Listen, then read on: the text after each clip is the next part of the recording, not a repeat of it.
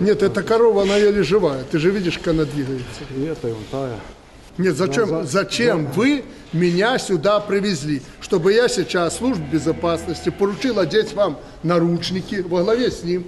И Акачанова и следом туда. Анфимова выгнал как минимум с работы. Если человек не понимает, что это Освенцим, а вы его ставите руководителем холдинга, я вас вообще не понимаю. Разберется. В чем разберется? Технология. Он считает, что это нормально. В чем он разберется? Вы что, больные? Ты же Освенцим. Если они больные, здесь должно быть сухо, чисто.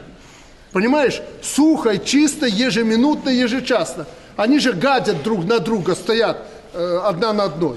Здесь должен стоять человек и постоянно чистить. А вы меня убеждаете, что это нормально. Ты посмотри на эту скотину. Она же вся обосранная и уже на шерсти закорело все там.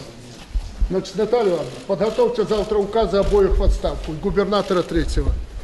И следом по Лавренкову принимайте решение. К вечеру, чтобы на столе здесь лежал список всех, кто меня здесь сопровождал. Кроме губернатора и прочих, тут еще были люди, которые за это должны были отвечать, конкретные. Понятно? Всех под нож. Всех до единого.